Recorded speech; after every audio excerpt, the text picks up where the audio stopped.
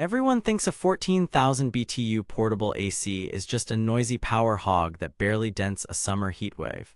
But here's the thing, the NewAir AC-14100E can feel colder than some window units because it drops humidity fast and keeps a steady, predictable output.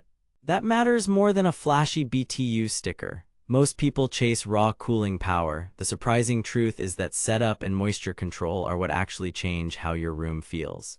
I spent 2 weeks testing this in real homes with a decibel meter, a smart plug for power draw, and a combined thermometer-hygrometer.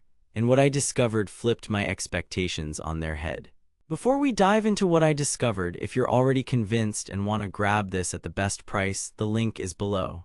But hang tight, because the way you set this unit up can make or break it, and I'll show you exactly how to get the results I saw. Here's why I even bought this. My upstairs office is 320 square feet of radiant heat misery. By 3 p.m., it climbs to 86 degrees F with humidity hovering around 60%. Landlord says no to window units. I tried a bargain 10,000 BTU portable last summer. It was a swamp cooler in disguise, loud, sweaty, and constantly begging me to drain it. I needed actual comfort. A quick cool-down before Zoom calls, sleep-friendly noise at night, and something I could roll to the living room when friends came over.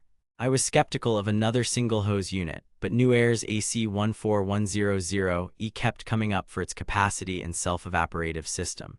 My hope was simple. Can it deliver real 74-76 degrees F comfort without turning the room into a drum? Or would it be another expensive fan with a hose? Test 1. Speed to comfort in a closed 320 SQ FT office. Starting point, 84 degrees F and 60% RH. I sealed the window kit with foam, extended the exhaust to about 4 feet, and set 72 degrees F, fan on high. After 15 minutes, the air at the vent was a steady 50-55 degrees F. At the seating area, the room dropped to 78 degrees F in 20 minutes and 76 degrees F by the 28-minute mark. But here's the kicker. Humidity fell to 45%. That's why it felt crisp instead of clammy.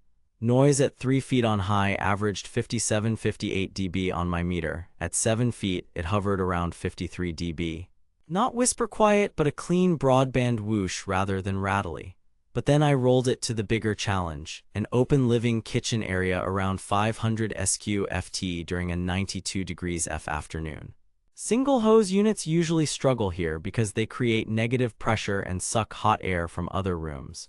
After 90 minutes, I stabilized around 77-78 degrees F from a starting 86 degrees F. Respectable, but the edges of the room felt warm. Here's where it gets interesting. I added weather stripping to the slider window kit, blocked a nearby doorway draft, and wrapped the exhaust hose with insulation. That shaved 1-2 degrees F off the setpoint drift and made the temp more even. Proof that the install matters more than the spec sheet.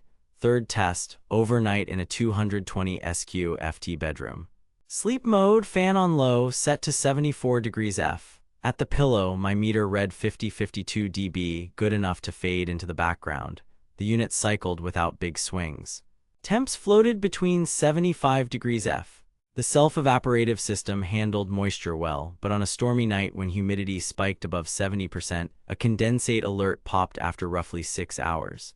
Using the continuous drain port to a small floor drain solved it. If you live in a Gulf Coast humidity zone, run a drain line on sticky days. Fourth test, efficiency and maintenance.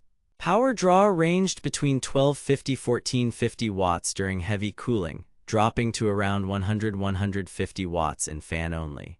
On average, I saw about 3 to 3.5 pints of moisture removed per hour in sticky conditions.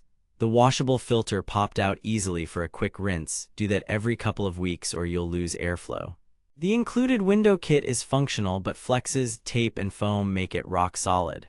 The casters are sturdy, but at roughly 70+ pounds, plan your route before moving it between rooms. Also, the exhaust hose radiates heat, insulating it is free performance.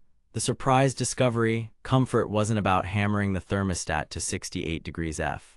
It was about holding 74-76 degrees F while driving humidity under 50%. In that zone, the NewAir AC-14100E felt genuinely cool and stayed consistent without that damp chill. I logged about 30 hours of runtime across rooms and the pattern was clear. When you seal the window kit and minimize hose length, this single hose unit punches above its weight. Against expectations, the self-evaporative design kept pace on all but the muggiest nights, and the steady vent temps meant fewer hot-cold swings. Compared to newer dual-hose designs like the Medea Duo, the NewAir isn't as efficient in open-concept spaces, but it's simpler, often cheaper, and easier to move. The marketing says 14,000 BTU. In real-world terms, it behaves like a solid mid-tier performer that's ideal for 300-450 SQ/FT when installed properly. Too good to be true. Not if you accept the trade-offs. It's not whisper quiet on high, the window kit needs love, and big open layouts will expose any single hose's limits. Nail the setup though, and you'll think it's a different machine.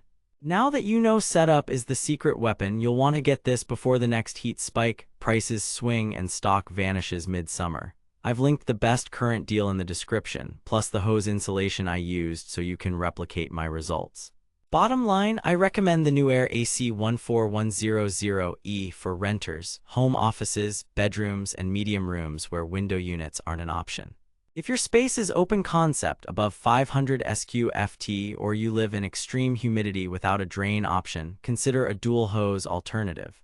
But if you're willing to spend 15 minutes sealing the kit and insulating the hose, this thing moves from loud portable to legit comfort machine. Set it to 74-76, let it pre-cool, and enjoy air that actually feels dry and crisp.